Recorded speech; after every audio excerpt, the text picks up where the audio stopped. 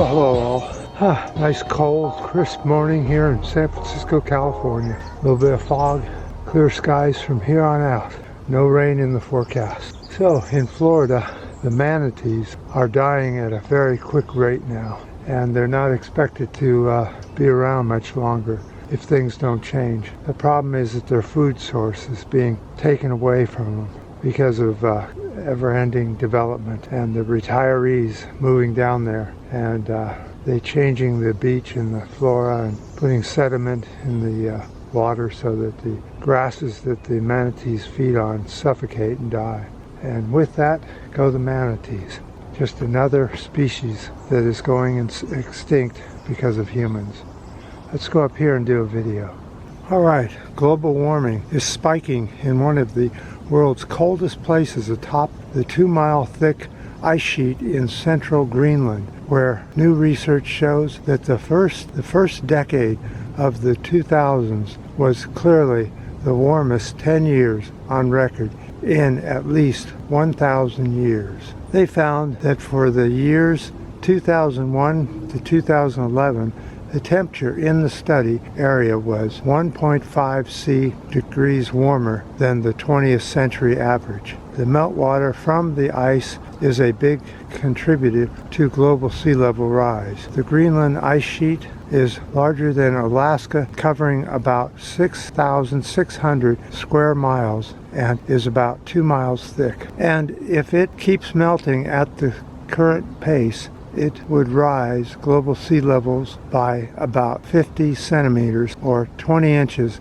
by 2100. Now for places like California, Florida, and other places like New York, that's a lot, especially when the weather starts getting bad and the rain contributes to the high tides. We should be very concerned about North Greenland warming because the region has a dozen giant glaciers and an ice stream. In 2012, there was a super melt, even which saw 97% of the island's ice melt for several days. So there was melting ice on top of the ice for several days. There doesn't seem to be any sign that warming is slowing down at all. If anything, it's speeding up. So unfortunately, we're seeing that global climate change is really rapidly melting the ice cap. Now we have El Nino coming up, starting this summer, probably the end of summer, and then the summer after this it'll really show its head, and we'll see high temperatures that are going to be absolutely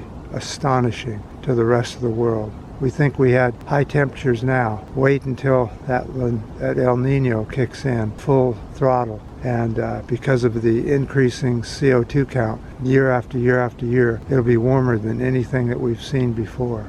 And who knows whether there'll be dead zones after that heat or what will happen. Nobody really knows what the effects of all this extra CO2 per year. The CO2, the methane, and all the other greenhouse gases are increasing.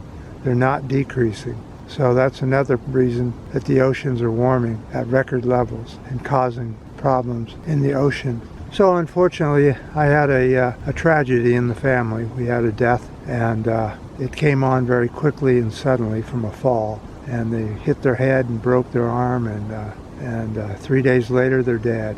It just shows you how important it is to watch your health, to eat right and exercise. If you don't get your exercise, it's going to be awfully hard to recover from something like a fall. But if you exercise, you have the muscle mass to keep you from really hurting yourself when you do fall. The older you get, the less liquid you have in your ears, and it's harder to balance. So beware. Just watch what you do. Make sure you keep your health up. And I appreciate all the ups, the new subscribers, and definitely the comments on this video and other videos. And until next time.